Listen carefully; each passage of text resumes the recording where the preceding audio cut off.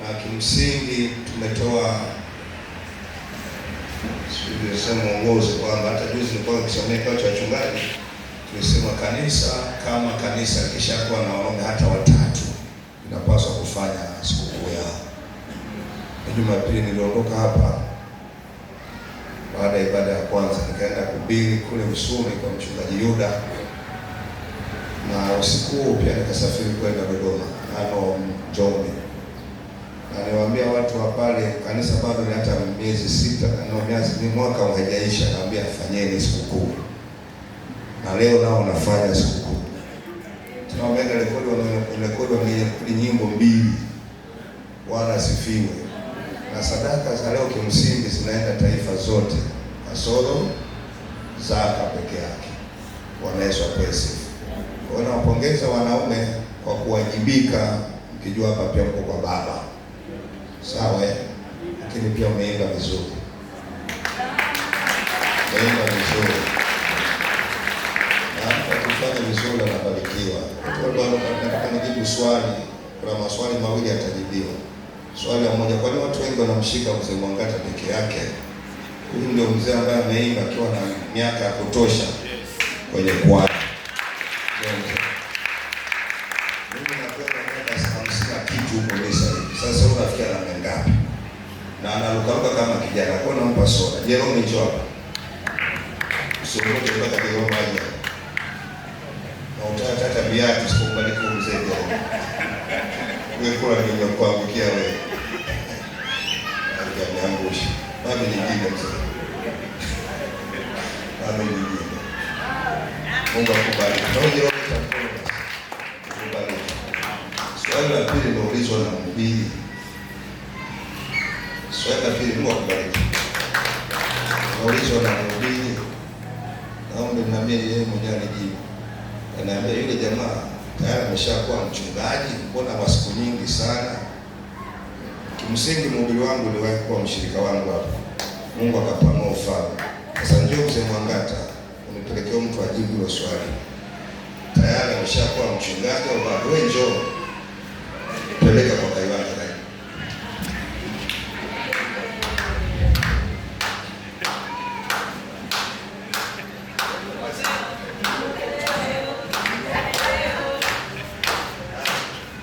Ameniuliza mtu mnamfahamu ameshakuwa mchungaji?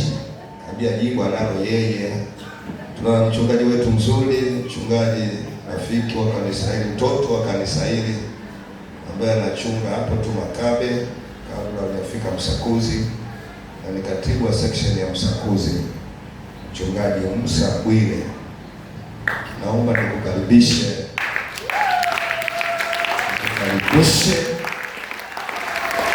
Yeye kimsingi taaluma yake ni ya ualimu na ametufundisha vizuri sana sana. Inasikitika tuko ambao hakufika, lakini sina namna. Ila basi kilichobaki kwa dakika karibu 50 ukipokea. Hata niacha dakika 10 naweza kushirikisha meza ya Bwana. Dakika 10 tu zinanitosha. Baada hapo kwa matangazo utakuwa unatawanyika katika jina la Yesu. Pastor, karibu, na Mungu wa mbingu na nchi akubariki. Tumebarikiwa sana sana sana. Makofi mengi kwa mchungaji.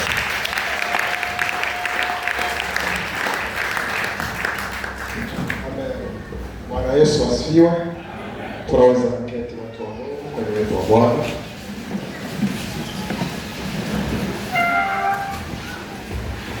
Kwa sababu nyingi tu za kumshukuru Mungu kwa ajili ya asubuhi nzuri ambayo Mungu ametupa. Ni Jumapili ya pekee kabisa ambayo hatukuwahi kuiona, hatukuwahi kuisikia kama hivyo, japo kalenda zilionyesha, lakini hatukuwahi kujua kama tutaipata. Lakini Mungu ametupa neema sana ya kuwepo leo, na mimi kipekee namshukuru Mungu na nimshukuru kanisa, nashukuru baba mwangalizi, mama mwangalizi pia, mama yangu hawa wanilea, mchungaji, wazee wa kanisa. Mungu awabariki sana. Huyu bwana Timothy, Bwana anafahamu kwa sababu ni mmoja wa watu ambao tumekuwa nao hapa 2010.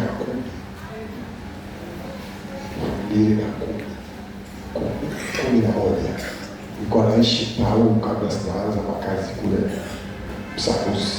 Kwa nimepanda tu nyuma tu ya kanisa kwa mtapa kidogo hapo. Nimekaa hapo karibu mwaka mzima wakati bado nafanya kazi mahali. Kwa hiyo namfahamu sana. Nilipokuwa natoka kwenye mchungaji, wakongwe waliobaki humu, mzee Mwangata na huyu, wengine wako hapa. Ananiambia wote ni wachungaji. Nikamwambia ameshakuwa mchungaji. Nikamwambia bado anamtafuta Bwana. Mungu amsaidie. Akupe neema. Ukikupa neema kwenda kwenye wito mkuu huu ni baraka zaidi. Jamani, kanisa la Bwana, Bwana asifiwe. Ninamshukuru Mungu sana, na kwa jina langu naitwa Musa Bwire, ni mchungaji na tumikia Mungu kanisa la Tanzania Assemblies of God pale Shiro Revival Church.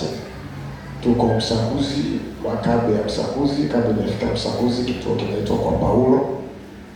Hapo tu ukiingia mkono wa kushoto utafuata kanisa letu lilipo. Tuko hapo tunamtumikia Mungu. Mungu ametubariki, nina mke na Mungu ametupa watoto wawili.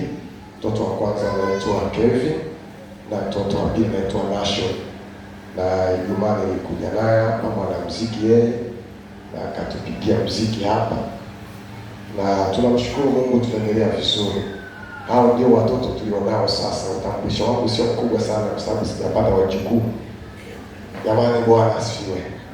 Ninazo dakika chache za kuzungumza na wewe kwa kadri ambavyo Mungu anatupa neema siku ya leo. Ninazo dakika chache za kuzungumza na wewe. Tumekuwa hapa tangu Jumatano na tumekuwa tukijifunza somo linalosema faida, linalosema kumjua Mungu na kumtumikia. Tumekuwa tukijifunza hapa tangu Jumatano somo linalosema kumjua Mungu na kumtumikia. Kumjua Mungu na kumtumikia. Nikasema usiwezi kumtumikia Mungu usiyemjua. Lazima uanze kumjua ndipo mtumikie. Huwezi kutumikia kitu usichokifahamu. Huwezi kufanya kitu ambacho hukijui. Unaweza ukafanya kwa muda mrefu na unafanya kwenye makosa mengi kwa sababu hujui. Sasa neema ya Mungu ipo, tunajifunza wiki hii kwamba tunahitaji tumjue Mungu ili tumtumikie. Na ukisha mjua Mungu utamtumikia Mungu kwa furaha kwa sababu utapata maelekezo kutoka kwake. Yeye atakuelekeza nini cha kufanya. Nikazungumza juzi hapa, atafungua kujua kusudi la Mungu kwenye maisha yako. Utajua wapi uende, wapi usiende, ni wapi utoke na wapi namna kuingia. Kwa hiyo ni muhimu sana kama kanisa kumtumikia Mungu, lakini umjue kwanza ili umtumikie. Tulisoma Mathayo sura ya 19 mstari wa 27 mpaka 29. Hapo tulisimama alipokuwa msingi wetu wa somo, na ile Luka sura ya 5 mstari wa 8. Ni maeneo ambayo tulikaa sana na tukazungumza maneno mengi ambayo ningetamani kweli, kwa sababu tulikuwa hatuko wengi kiasi hiki. Shauku yangu nilikuwa natamani kwamba nirudie walau kidogo kwenye kila point, walau mtu apate point kidogo, lakini muda hautoshi. Sidhani kama nitaweza kwa sababu ni mambo mengi nilizungumza, lakini tunamshukuru Mungu na nilitoa tafasiri chache. Nikasema kumtumikia Mungu ni nini? Nikasema ni ile hali ya mtu kumpa Mungu nafasi ya kwanza kwenye maisha yake. Nikasema unaposema kumtumikia Mungu, maana yake yule mtu amefika kufanya maamuzi ya kumpa Mungu yeye kuwa nafasi ya kwanza kwenye maisha yake kuliko kitu kingine. Huyo ndiye anayemtumikia Mungu na anayemjua Mungu. Nikasema pointi ya pili, mtu anayemjua Mungu na kumtumikia ni mtu wa namna gani? Nikasema maana ya pili ni ile hali ya kumruhusu Mungu akumiliki. Ni hali ya kuruhusu Mungu awe kumiliki kwako. Na ukisha kuruhusu Mungu kumiliki kwako, maana atamiliki uchumi wako, atamiliki familia yako, atamiliki ndoa yako, atamiliki ujana wako, atamiliki ubinti wako, atamiliki huduma yako, atamiliki kipawa chako, atamiliki karama yako, atamiliki kila kitu, kwa sababu utamwambia wewe ndiye mmiliki kwangu. Hapo ndipo utamwona Kristo ambaye anamjua Mungu na anamilikiwa na Mungu, hata kuwa na shida kwenye kumtolea Mungu zaka, kwa sababu hata kipato alichokipata ni mali ya Mungu. Saidia kusema amen. Kwa nini? Kwa sababu anajua chanzo cha mapato yangu, chanzo cha kazi yangu, chanzo cha ajira yangu ni Mungu. Sasa kisha aliyemjua Mungu anafanya Mungu kumiliki kwenye kila kitu. Bwana asifiwe. Na huyo mtu hata kwenye ibada akiabudu, kuomba, kumtumikia Mungu, hata angalia jinsi alivyo mzuri, hata angalia profession yake, hata angalia elimu yake. No. Itakapofika mahali pa kuzama, atashuka, atapiga magoti, atasema Mungu anastahili.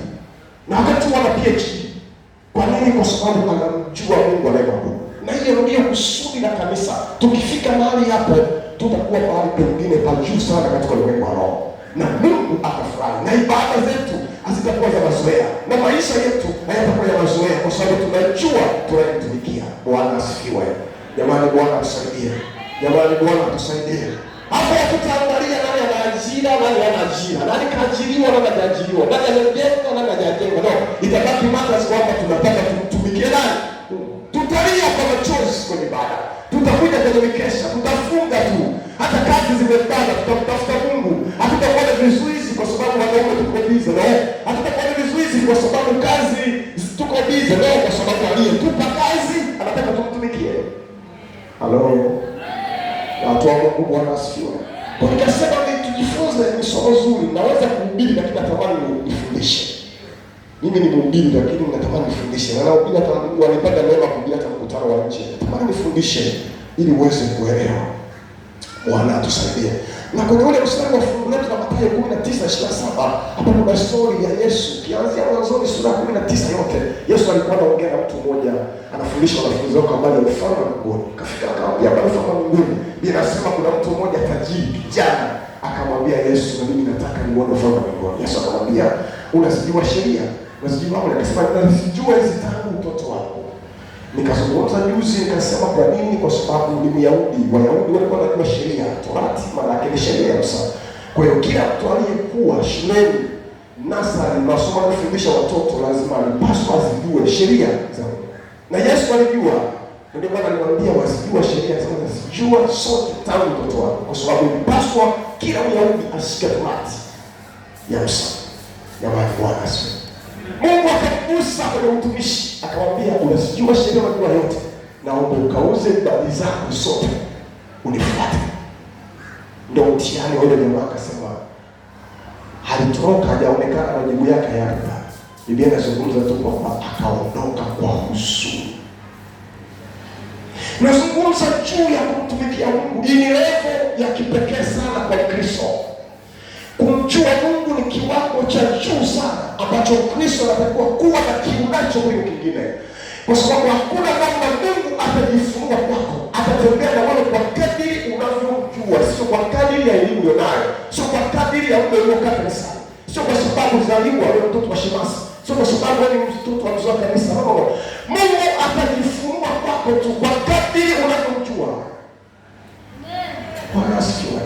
That's why unaweza ukawa unaomba maombi mengi, lakini kama hujui njia za Mungu inawezekana usipate majibu hata dakika 15. Lakini it's very simple. Ni rahisi sana kama ukimjua Mungu, unaweza ukaomba maombi kwa dakika 5 na Mungu akatenda. Kuna mtu ananielewa? Nikazungumza hapa nikasema itakuwa ni bahati mbaya sana kwa Mkristo aliye kwenye kanisa la Tanzania Assemblies of God na mafundisho haya, akazira kanisa, akazira ibada, akazira huduma,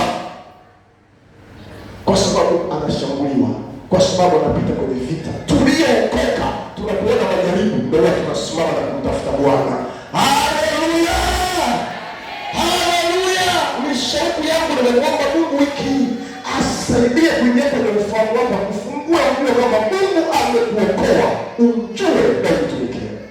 Na ukifika kwenye ile level, mama, hayo mapepo hayatakaa kwako, hizo shida zitakaa kwako, hayo matatizo haujaumbiwa nayo, sio mali yako. Ni kwa sababu Mungu anataka kufikisha kwenye piki ya kumjua, ile level ya kujua Mungu ni nani. Ukifika nafasi hiyo, kwa gani utakaa kwa ushindi, sema amen. Utatembea kwa ushujaa, sema amina. Wakati watu wanazimia mioyo, wanakata tamaa, waone pa kupita, utaona mtu anatembea kwa ujasiri na mjua Mungu. Hata kama atachelewa kujenga, wakasema wakasema amechelewa, amechelewa kuzaa, anamjua Mungu kwamba tayari Mungu atafanya, nitajenga. Wakati utafika nitaajiriwa, wakati utafika nitaoa, wakati utafika nitaoa, maana anamjua Mungu wake. Bwana asifiwe. Sasa katikati ya wiki tumeongea mambo mengi, nikisema niarudie naogopa, maana muda unatosha, lakini nalazimika kwa sababu ya ualimu. Sasa baba waangalize, mimi ni mwalimu, nilikuwa mwalimu, ndio profession yangu. Sasa watu watabia kwamba ukienda kufundisha kama waambie watoto ulikoishia. Sasa bado tunazingira kwenye ufahamu. Jamani, Bwana asifiwe. Nikazungumza ziko faida za kumjua Mungu. Naomba tu niachilie chache mtu wa Mungu hapa. Na kila siku tulikuwa na faida yake. Nikasema faida ya Kristo anapomjua Mungu, nasema shauku na kiu ya kumtumikia Mungu ndani yake inaongezeka. Kisha mjua Mungu, Mungu anajenga kitu kinaitwa shauku au kiu ya kumtumikia Mungu. Na hautataka wewe kufanya, ila Mungu anajenga ile shauku ndani yako. So kuna mambo mengine hauyafanyi kwa sababu ile kiu ya Mungu ndani yako haijajaa. Mungu anapoachilia kiu ndani yako, utafanya mambo ambayo unataka kufanya, kwa sababu naye kwa Mungu kufanya ni Mungu aliye ndani yako. Yesu anasema jambo la kwanza lazima umejua ni nani unayemtumikia. Lakini jambo lingine tukasema faida nyingine, mtu anapomjua Mungu na kumtumikia, roho ya maombi inaachiliwa ndani yake. Hivi tulizungumza juzi, kasema ile roho ya maombi inaachiliwa ndani yake. Ile roho ya maombi inaachiliwa ndani yake. Roho ya maombi inaachiliwa ndani yake. Lakini jambo lingine kusema kumjua Mungu kunakusaidia kufunguliwa ufahamu wa kiroho. Mungu ukimjua na kumfahamu, anafungua ufahamu wa kiroho. Kuna vitu hautakuja kushinda mpaka Mungu akufungue ufahamu, akuoneshe nini anataka kwako. Bwana Yesu asaidie. Bwana Yesu asaidie. Luka ile sura ya 5 mstari wa 8, moja mstari tuliosoma. Katika ile sura ya Luka sura ya 5 mstari wa 8 inazungumza juu ya Petro. Sema ni Petro wakati hawana samaki wameenda kuvua. Sikia, wameenda fanya kazi ya uvuvi. Petro anamwambia Yesu, "Fanya kazi ya kutosha kupata kitu." Na hayo majira ya asubuhi na hakuna namna tutapata samaki asubuhi hii kwa sababu kazi ya uvuvi ni usiku. Yesu anamwambia tutaka nini? Wamefika kule, samaki ni wengi, wameshanyavu, samaki ni wengi, mpaka marafiki zake wanapata samaki. Inazungumza mstari wa 8, anasema Petro alipoona hayo akasubiri. Akamwambia Bwana, mimi ni mwenye dhambi. Nizungumza Jumatano nikasema wapi Yesu alimhubiri Simoni Petro kwa dhambi. Basi Petro aligundua huyu ni naye sio mtu wa kawaida, akasubiri. Akapiga magoti akamwambia no, siko na mtu wa kawaida. Mimi nina dhambi. Ukisha mjua Mungu anafungua ufahamu wa kiroho. Kuna vitu vingine hautavifahamu kwa sababu unasaliti nchi. Kuna vitu vingine hautavifahamu kwa sababu una miaka mingi kanisani. Kuna vitu vingine hautavivuka kwa sababu una huduma kanisani. Kuna vita vingine hautavivuka kwa sababu ni mwana maombi. Utavuka tu kwa sababu umemjua Mungu unayemtumikia. Nisaidie kusema amina. Naomba niende haraka. Kuna mpapuro tuzungumze kitu cha leo. Tuzungumze kitu cha leo. Tuzungumze kitu cha muhimu sana leo. Faida ya aina ambayo mtu anapata anapomjua Mungu. Faida ya nne ambayo mtu anaipata mtu anapomjua Mungu na kumtumikia. Faida ya nne, Mungu anaachilia roho ya maamuzi ndani yake. Nataka nifundishe kitu hiki na nikatamani ukinisikiliza vizuri kitakusaidia. Nataka nikufundishe kitu hiki. Mungu ataachilia au Mungu anaachilia roho ya maamuzi ndani yako. Mungu anaachilia the power of decision, ile nguvu, the spirit of decision, ile roho ya maamuzi ya kuamua. Mungu anaiachilia kwako. Na nataka nikufundisha taratibu unielewe, alafu tupate nafasi ya kuomba. Haleluya, haleluya. Ngoja andika pointi. Maamuzi yana nguvu kuliko maombi. Hapo anaweza kusema sasa mchungaji hapa. Ikimwona unaleta kipya kabisa tuje kukisikia kabisa. Mimi sitakuzuia usiombe, nataka tuombe na mimi Mungu ananipa neema ya kuomba na naomba Mungu anisaidie. Niwe sehemu ya watu wanaopenda kuomba. Huwa naomba Mungu anipe neema niombe. Andika sentensi itakusaidia. Maamuzi yana nguvu kuliko maombi. Bwana asaidie. Lakini maombi yana nguvu kama ya amesema hapo nimekuelewa sasa. Bwana asifiwe. Kuna mtu amesema hapo sasa, mchungaji, ndio nimekuelewa. Maombi,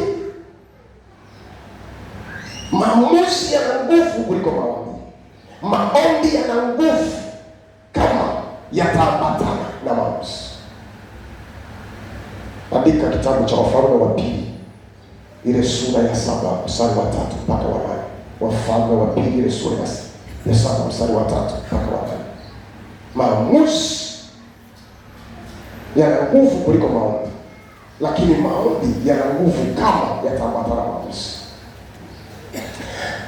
Nilikuwa nafuatilia kwenye takwimu za wanasaikolojia na watu mbalimbali, na nyie na wasomi mko hapa wengi, wanasema ni 5% tu ya watu wanaofanikiwa kwenye maisha yao kwa bahati.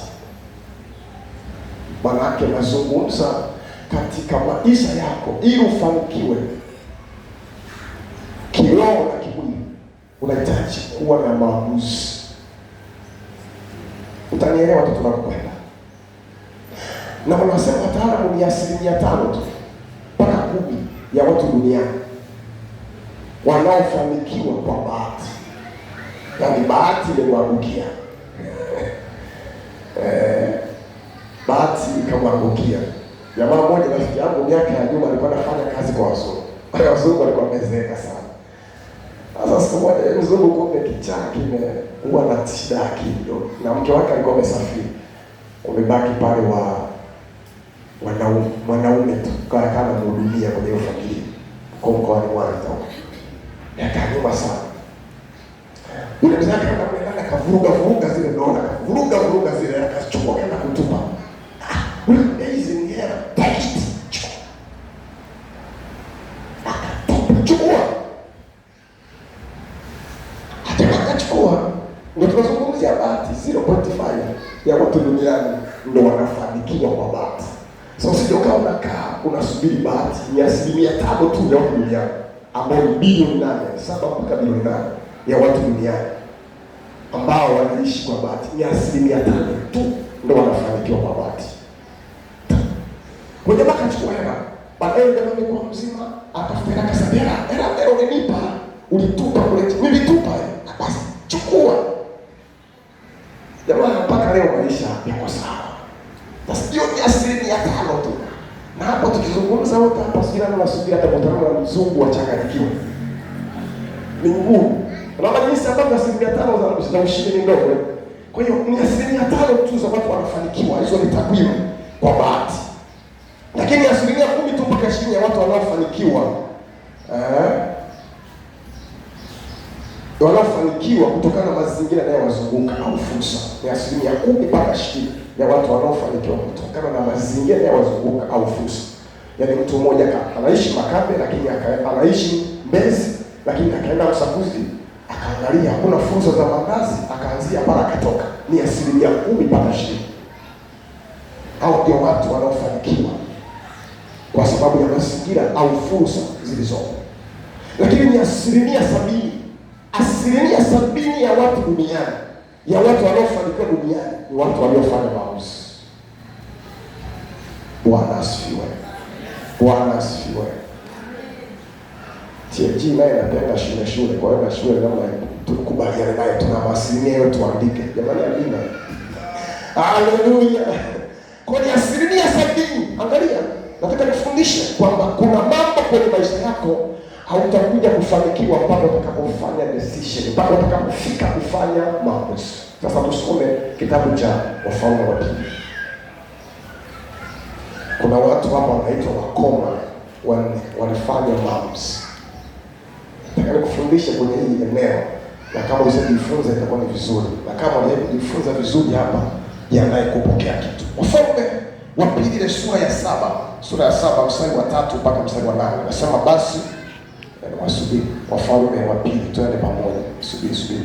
Wafalme wa Pili ile sura ya 7 mstari wa 3 mpaka mstari ule wa 8. Nasema basi walikuwapo watu 4 wenye ukoma penye lango la mji, wakasema mbona tunakaa hapa hata tufe? alisema tutaingia mjini, mna njaa, nasi tutakufa huko, nasi tukikaa hapa tutakufa vile vile. Haya, twende tukaliendee jeshi la Washamu. Wakituhifadhi hai tutaishi. Watu walikuwa na vitu vya ajabu ni kweli. Wakituhifadhi tutaishi. Wanaenda kwenye jeshi, nao ni wakoma, historia yote ya vita hawana. Sasa wakituhifadhi tutaishi. Jamani kanisa, Bwana tusaidie. Bwana Yesu asifiwe sana. Basi hai tutaishi. Wakituua tutakufa pia. Sasa mambo yote hata tulipokaa, tusikwenda mjini tutakufa. Hakuna mtu anaemea chakula kwa ajili yetu. Hakuna mtu anatuletea chai. Watu hao wakaanza kufanya maamuzi. Basi wakaondoka kabla ya mapambazuko ili waende mpaka kituo cha Washamu. Na walipofika mwanzo wa kituo cha Washamu, kumbe pana mtu. Hapana mtu, kwa maana Bwana alikuwa amewasikizisha Washamu kishindo cha miembe ya magari na kishindo cha farasi, kama kishindo cha jeshi kubwa. Wakaambiana, tazama, mfalme wa Israeli amewaachilia wafalme wa Wahiti na wafalme wa Misri waje wapigane nasi. Kwa hiyo wakaondoka, wakaambiana, kungali giza bado. Wakaziacha hema zao na farasi zao na punda zao na kimo chao cha vile kama vilivyokuwa, wakiambiana wapate kujiponya nafsi zao. Basi wale wenye ukoma walipofika mwisho wa kituo, waliingia katika hema moja, wakala na kunywa, wakachukua fedha na dhahabu, mavazi, wakaenda wakajificha. Wakarudi wakaingia katika hema ya pili, vile vile wakachukua vitu, wakaenda wakajificha. Wakaenda wakavificha. Jamani, Bwana asifiwe sana. Amen. Tunajaribu kuangalia tunapokwenda. Amen. Wakati tunanielewa, hawa ni watu wakoma na ni wa Israeli. Na hii ilitokea kwa sababu wana wa Israeli walishapoteza uhusiano wao na Mungu. Ule mwaka 586 wanaanza kuchukuliwa kwenda utumwani. Mwaka hili lilikuwa ni kundi la watu wa mwisho kwenda utumwani Babeli kwa chini ya mfalme Nebukadneza. Na walienda kule utumwani miaka 70. Na wanatheolojia wanasema kwa nini walienda miaka 70? Kwa sababu Mungu aliwaambia watakapofika kwenye nchi ya ahadi waabudu ibada 116 kwa mfululizo. Waliabudu ibada 46 tu, wakaanza kutumikia Mungu mwingine. So wanatheolojia wanasema miaka 70 waliokwenda utumwani Babeli ilikuwa ni miaka ya kufidia moja pamoja na makosa, lakini miaka ya adabu ya kufidia miaka 70 ambayo wakumtumikia Mungu, wakatumikia Mungu mwingine. Kwa hiyo alikuwa anazungumza wako hawa watu utumwani, na kipindi ambacho cha wafalme, na wakati huu ulikuwa ni kipindi cha kina Elisha, kina Elia, na wafalme wa kwanza sana zungumza sana maisha ya Elia, na Elia alipotaka kwenda Elia kwenda mbinguni, Elisha kaomba na yeye apate nguvu, na Mungu akampa nguvu zaidi Elisha, sawa sawa na jinsi alivyoomba kwa nabii Elia. Na unasemekana kwamba Elia alifanya miujiza 14 tu, lakini kwa sababu nguvu ya Elisha alikwambia upata maradufu, na naomba maradufu ya huduma yako, ya upako wako. Kwa hiyo wanatheolojia wanasema Elisha alifanya miujiza 28, mara 2 zaidi ya Elia. Bwana Yesu asifiwe. Hawa watu ni wakoma. Hawa watu Biblia inazungumza kama wana elimu. Na ukiangalia saikolojia pia kawaida, maana hawa watu inawezekana hata shule hawajakwenda, hawana shule yote, na inawezekana hata biashara yote hawafanyi, walitegemea msaada. Sikilize, imefika mahali ambapo taifa la Israeli watu chakula hamna, njaa ni kubwa, wanakuuza mpaka mavu ya njiwa. Hali ni mbaya, na watu wengine kwa sababu wanajua mazingira ya kwenda walianza kukimbia. Wakoma wamebaki, hawana mahali pa kwenda, tumaini lao ni kwa Bwana. Sikilize, watakaa watu hao, wakikaa wakasema hata tukikaa hapa tutakufa, ni bora tuendee jeshi la Washamu. Unajua wana wa Israeli walipopoteza uhusiano na Mungu walianza kutawaliwa na mataifa mengine, na hao walikuwa Washamu. Kwa hiyo walianza kutawaliwa na mataifa mengine kwa sababu walipoteza network, walipoteza uhusiano wao na Mungu. na hiyo ndio sosi ya dhambi. Chanzo cha dhambi kupoteza uhusiano na Mungu. Nataka Mungu ajifunue kwako, atembee na wewe kana Mungu sasa. Kisha ishi maisha ya dhambi, Mungu ana uhusiano na wewe. Hata kusubiri ugeuke kutubu, utembee naye tena.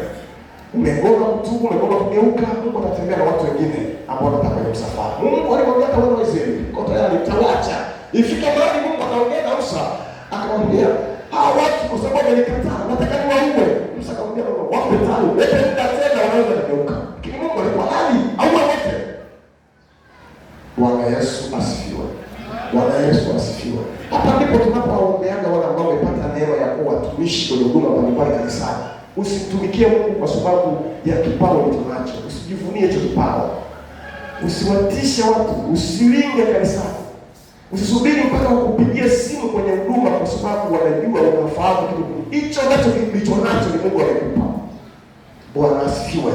Nikatamani kama kitu unacho hicho kichochee na kitumie zaidi na zaidi na zaidi na zaidi, ili Mungu atukuzwe, ili kanisa liinuliwe kupitia wewe.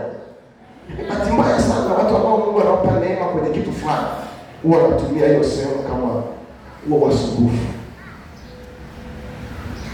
Bwana asifiwe. Bwana asifiwe. Kwa hiyo Mungu anawaambia nitapoteza Waisraeli. Mimi sijali, nitawapoteza. Kwa hiyo tunaona hii picha, inawezekana kuna watu walienda mahali pengine. Kwa hiyo Ashuru na ili kambi ya Ashuru ambao Washamu wao walikuwa na chakula kwa sababu walikuwa wenyeji wa mji. Samaria walikuwa na chakula. Hao Waisraeli wameshapoteza network, ni watumwa kwa Ashuru sasa. Kwa hiyo chakula kimeisha, watu wanastore, wametunza vyakula vya kutosha. Na hao wakoma wanajua msaada wetu mpaka Waashuru watusaidie kidogo. So walijua tu Waashuru kule kwa Washamu kuna chakula cha kutosha. Wakakaa kikao na wakoma wanne. Wakasema no, hapa lazima tuondoke. Tuende kwenye ule mji. Tuende kwa Washamu. Watuue sawa. Wakituacha hai sawa. Bila zungumza wanaanza kuchukua hatua ya kwenda kwa Washamu baada ya njaa. Hayo ni lugha ya kimausi iliyokuwa ndani mwao. Usikilize, kuna mambo mengine kwenye maisha yako hayatapokea mpaka ufike mahali uamue. Kuna vita nyingine hautashinda kijana mpaka ufike mahali uamue. Kuna mambo mengine binti hautayavuka mpaka ufike mahali uchukue maamuzi. Haleluya! Kijana mmoja leo kunifuata akaniambia, mchungaji, nina shida zangu niombee. Na alinisurprise sana kwa kitu alichoniambia na mimi niko namfahamu. Akishika maiki kuomba, unatamani mchungaji mnyang'anyi. Sasa hivi sasa utatumalizia muda. Lakini alikuwa na kifungo kwenye maisha yake. Nikamwambia, mchungaji, nimejaribu kupambana kushindana kuangalia picha mbaya kwenye simu nimeshinda. Naomba uniombee. Alisurprise sana kwa sababu sikutarajia kama ana maisha hayo. Nikalipokea kama mwanangu, nikamshauri, nikazungumza naye, nikamshauri kisaikolojia, nikampa neno la Mungu, nikazungumza naye, nikaongea naye, nikazungumza naye. Lakini kitu nilichomwambia, nikamwambia, mwanangu, hii hautashinda kwa sababu ya maombi. Unahitaji ufike mahali uamue.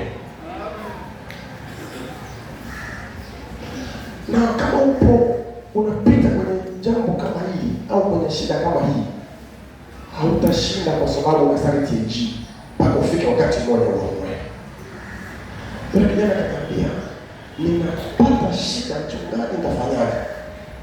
Nilimwambia, wewe si fundi kujenga, kazi utapata tu. Nikamwambia, moja ya changamoto unayokutesa, haujui kuitumia smartphone. Kwa sababu hizi simu ni nzuri, kusaidia sana. Unaweza kufanya vitu vikubwa tu. Unaweza kuwa tajiri tu kupitia simu. Leo kuna watu wanafanya shughuli za biashara zao kwenye mtandao tu wanakaa nyumbani kwake. Ni nzuri sana. Lakini usipo kuwa na neema ya Mungu, hii simu inaweza kukupoteza. Kupoteza watu wengi sana. Watu wengi wamejiua, ndoa zimevunjika, majanga yametokea kwa sababu ya hizi. Lakini sio mfumo wa kuzileta zituue. Tuzitumie, ziturasishie wapi. Bila kijana akaniambia, mchungaji, shughuli zangu na biashara zangu, napigiwa simu wakati mwingine ananiambia muoneshe picha ya nyumba niliyojenga, ni fundi anajitaka engineer, tunafanya vitu fulani. Sasa hapana, itakuwa nikamwambia hiyo hapana, ndio inakusumbua. Unapaswa uamue kuiacha hii simu kwa muda, alafu utengeneze na Mungu. Kwa nini? Kwa sababu simu hii inamtesa kwenye dhambi za siri, ambao ndio ugonjwa ulioko kanisani. Watu ni wazuri mno kwenye sura, watu ni wazuri mno kwenye macho, watu ni wazuri mno, lakini dhambi za siri ndio zinatesa kanisa. That's why unaweza kuona kanisani una kijana miaka 15 abadiliki. Jibu ni moja tu, kuna dhambi ya siri na usumbua. Na bahati mbaya sana Wakristo leo hawataki kuzungumza na wachungaji wao wawasaidie. Wanapambana wazimalize. Sikilize, kuna vitu vingine hauvuki kwa sababu umesoma. Kuna vitu vingine hauvuki kwa sababu umekaa kanisani muda mrefu. Unahitaji ushauri, watu wakusaidie. Ndio maana tuna watumishi. Mimi ni mchungaji, lakini akaga na rafiki yangu, ni rafiki yangu sana kuliko navyo sana. Kaka, mbia, mambo yanakwendaje na kuwaje? Pigia simu nazungumza naye. Ni baba. Kuna vitu vingine mama yangu utashindana navyo sana, lakini unahitaji utafute baba wa kiroho akusaidie. Jamani, Bwana asifiwe. Uambie ule kwa ushindi kwa yule kijana. Na kuja kufundisha vijana hapa. Nimezungumza juzi nikasema ninaandika kitabu cha vijana, nimeshamaliza bado tukitengeneza. Na sasa somo hili pia na kufundisha matili ambayo pia naandaa kitabu chake. Na nimekiandaa hicho kitabu ambacho mmoja wapo zimo mambo 10 ya kumsaidia kijana kabla hajachumbia. Na jana mhubiri wetu yule jamaa mwezeshaji kule wa mwangalizi akagusa pale akasema tunakuja kupambana na watu ambao wako kwenye ndoa. Wakati unamwambia mtu mfundishe, wakati amechumbia anafikiria kutafuta mali, anafikiria hiyo ndoa itakuaje. Shida itakuwa tunamwambia bwana unajua kwenye maisha akimaliza basi amina baba. Hakuna hata point hata hii. Sasa nimeomba Mungu anipe neema niwafundishe watu ambao hawajafikiria kuoa, hawajafikiria kuolewa. Niwafundishe. Tukizazi hiki tukitaka kufikiria mambo ukiwaambia watajua, wanajua kabla hata wao kufundisha. Kuna mzazi hapa anaelewa. Watoto wanatuzidi kutumia smartphone. No. Jamani, Bwana asifiwe. Mimi leo dunia hii iko very iko mbali mno. Leo mtoto amekuja juzi hapa, alijifunza drums kupitia simu. Mimi sijui. Anaenda rudi simu, alafu kuna kumbe kuna ngoma za kupiga. Yaani wale wanachezea simu na piga. Sijui. Sisi tunaenda siku zile kwa drums pale kanisani. Akaya. Baba najua mimi najua kupiga drums kujifunza wapi? Kwa sababu alikuwa international school chekechea mpaka darasa la 7 na sasa ni form 1. Anakusurprise mwaka jana mwezi wa 12 kupiga drums.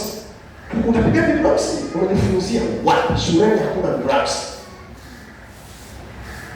Na likizo unakujaga hapa hatuna drums sisi.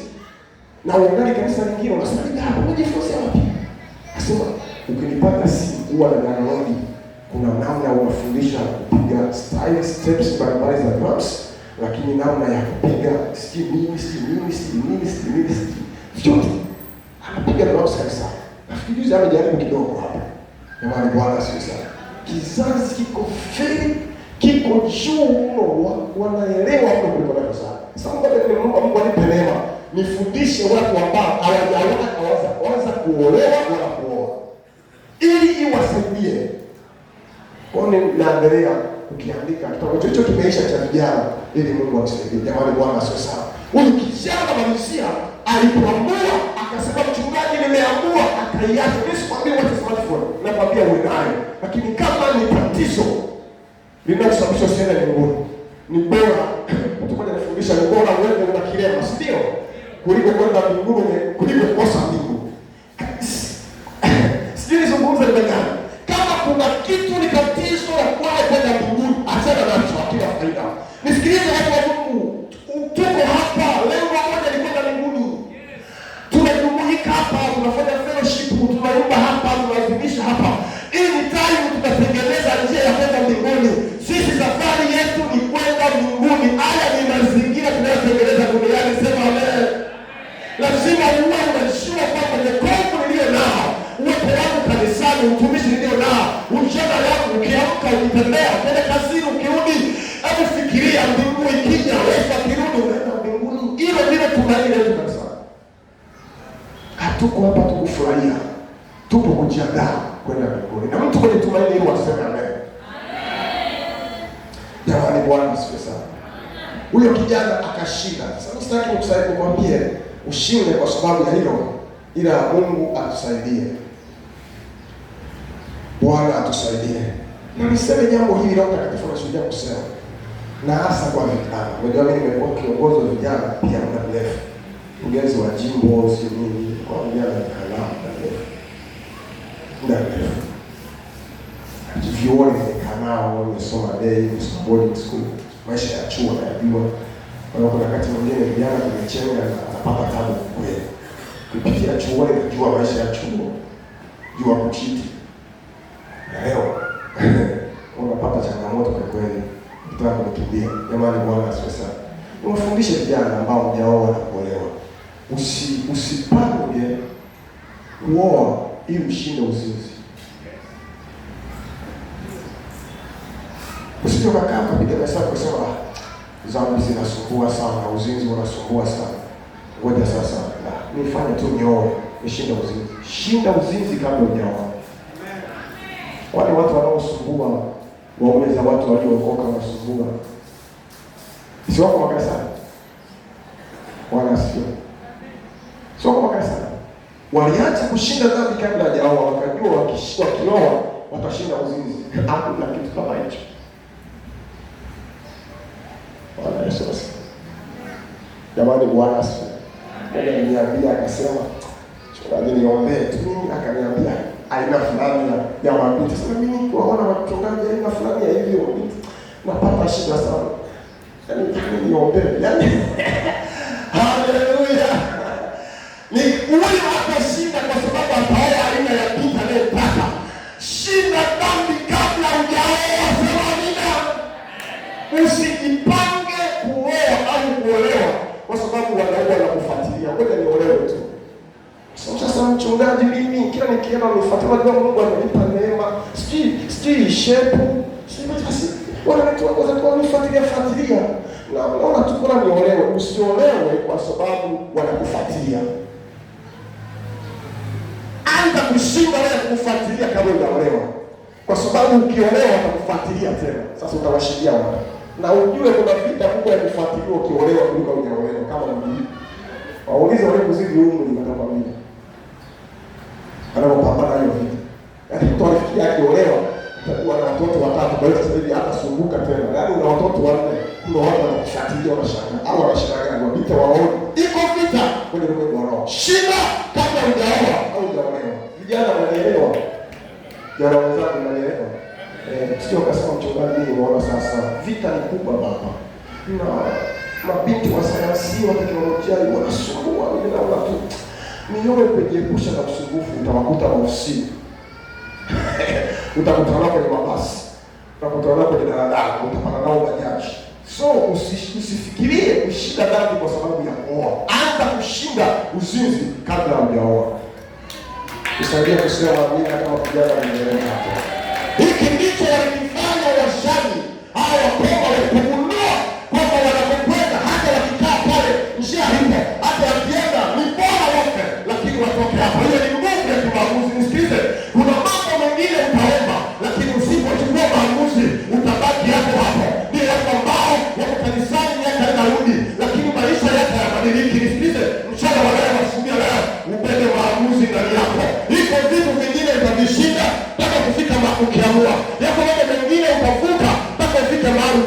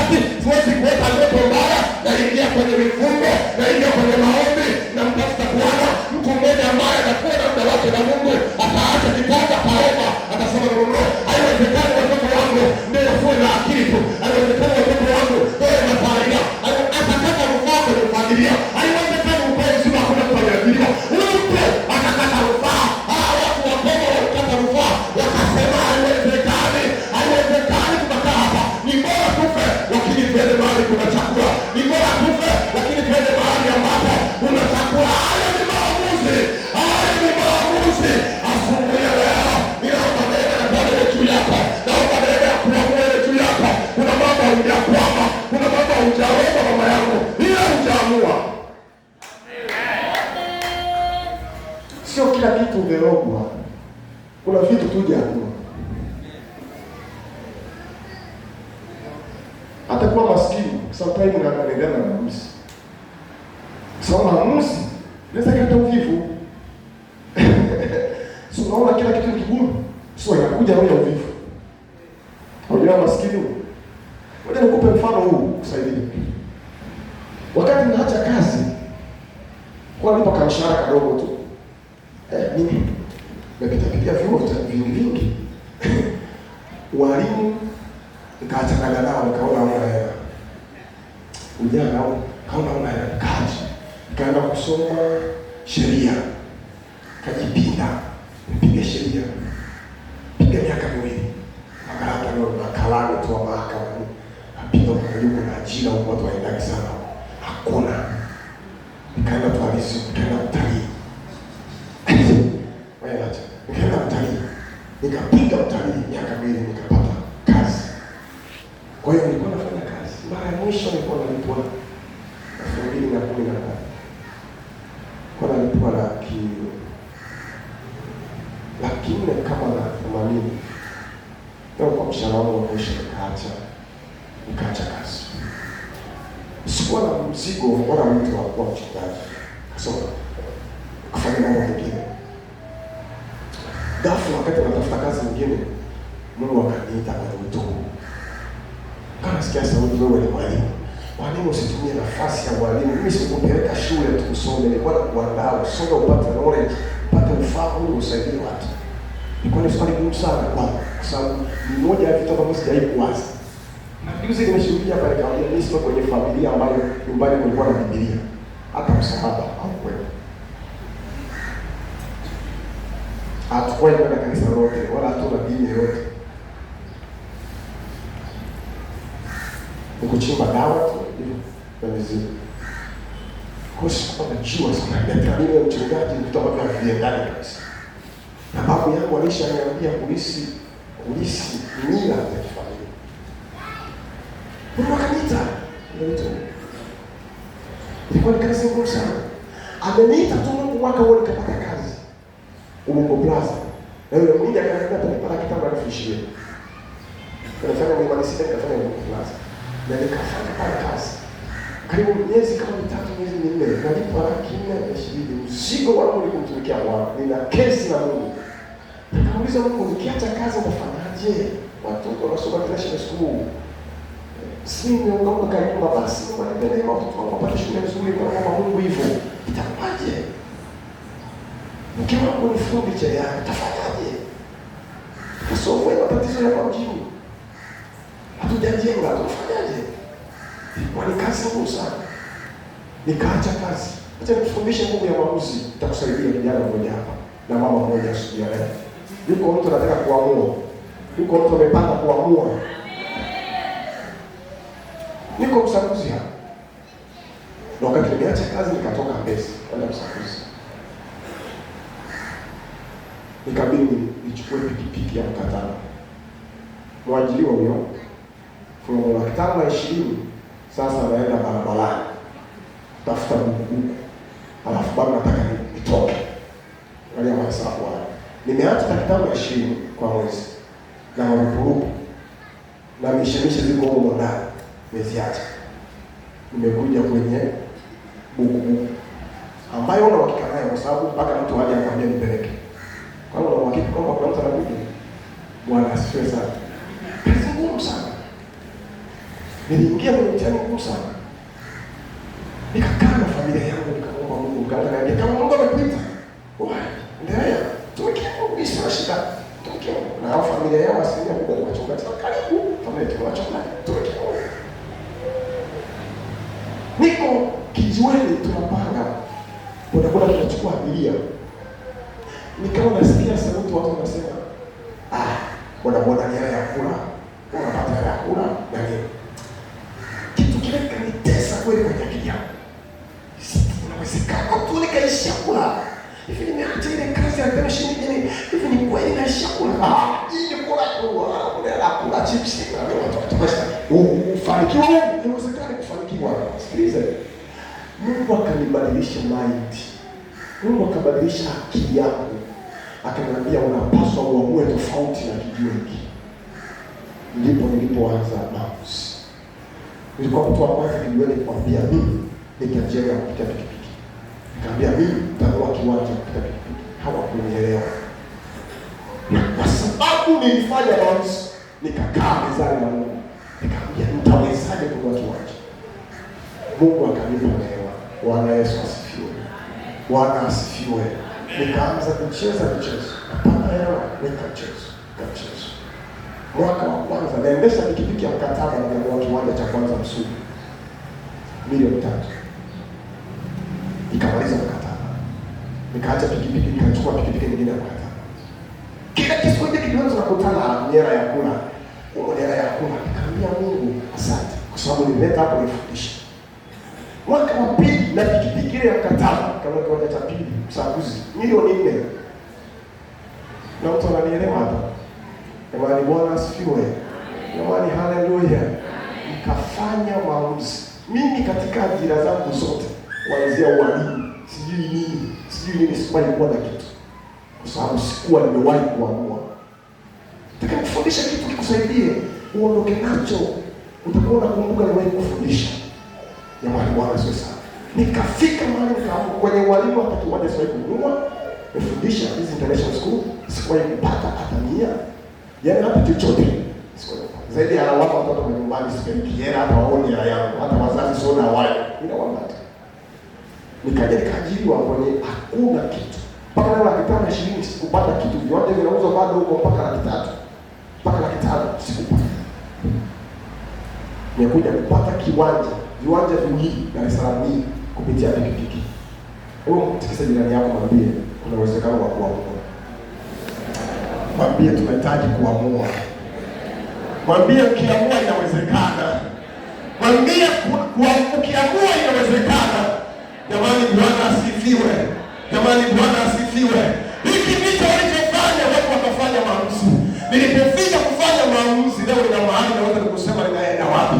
Ni kwa sababu nilifika siku moja nikaamua. Ni maombi hapa asubuhi leo ufike mahali uamue. Kama wewe na kuna mtu hapo unasikia kufanya biashara, unasikia kufanya jambo fulani lakini hujaamua. Hiyo uko Mungu anapokusemesha, ndiko kuna baraka zako. Hata kama ni kidogo kiasi gani, anzia kwenye mandazi hayo, anzia kwenye samosa. Huko ndiko Mungu anakutoa. Mungu anawatoa watu chini kwa kupandisha juu. Usidharau biashara blaza, usidharau kazi dada yangu, hiyo ndio itakayokutoa. Usisubiri ajira, anza kuamua. Anza kidogo, Mungu anataka kupeleka mahali. Kutoka chini na kuwapeleka juu. Kila ambacho watu hawajui ndiko kifanye. Mungu ametuokoa kutufungua ufahamu. Anakushangaa kipula tuko vile vile na mtu umesema tunaokoka. Sikiliza, unaweza ukaokoka una viatu. Unaweza ukaokoka na mapepo lakini baada ya miaka 5 tusiona na mapepo. Kwa nini? Kwa sababu wokovu ni kitu kingine. Yesu ametuokoa kutubadilisha. Haja kutuokoa tubaki tu tulivyo. Ametuokoa atubadilisha. Watu wakafanya maamuzi. Wakati Shadraka akimesha kina Abednego, wakati kina Danieli ametishiwa kuuawa na mfalme Kaboni. Biblia inasema ni Danieli anasema wakati ametangaza mbiu, ndipo Danieli akafungua madirisha akatazama Yerusalemu. Akasema no. Sitaabudu miungu mingine, maamuzi yako ni kumwabudu Mungu aliye hai. Sitaabudu majeshi mengine, maamuzi yako ni kumwabudu Mungu aliye hai. Hayo ndio maamuzi.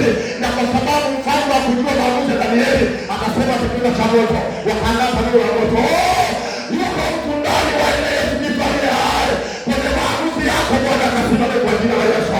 Akasimamie maamuzi yako ili kesho yako ile ya baraka. Unahitaji kuamua, sema amen. Haleluya. Wako wapi wanataka kuamua hapa? Wako wapi wameazimia kuamua? Mungu aliweza kijana, aliweza yako mama. Maamuzi yatakufikisha mbali. Sikilize, pamoja na maombi na mifungo tulio nayo, unahitaji kufika mbali wa Mungu. Ya Mungu, nimeomba sana. Sasa nataka niamue. Kuna vita umepitia ya kutosha, umesema sana na mawifi. Umesema na mashangazi, pengine una mtoto, pengine unapita mahali. No. Usigombane na watu, fanya maamuzi. Gombaka, rudi kwa Mungu wako, fanya maamuzi. Ni kweli na ni sahihi ninazungumza. lakini kwa kuwa mimi mtoto wa Mungu nachukua maamuzi mapya. Haleluya, haleluya, haleluya. Hayo ndio maamuzi alifanya Yesu siku moja. Baraza la Mungu mbinguni alipoona wanadamu wameteseka na dhambi, Yesu akasema, no, ninashuka duniani nife kwa ajili yao. Kadri nitateseka, nitachoma mkuki, nitadharauliwa, nitatekwa mate, lakini nachukua maamuzi ya kumkomboa mtu mmoja wa Tanzania. Yesu alichukua maamuzi kwa ajili yako. Anachokitaka wewe ni kumfuata ili umtumikie. Simama juu.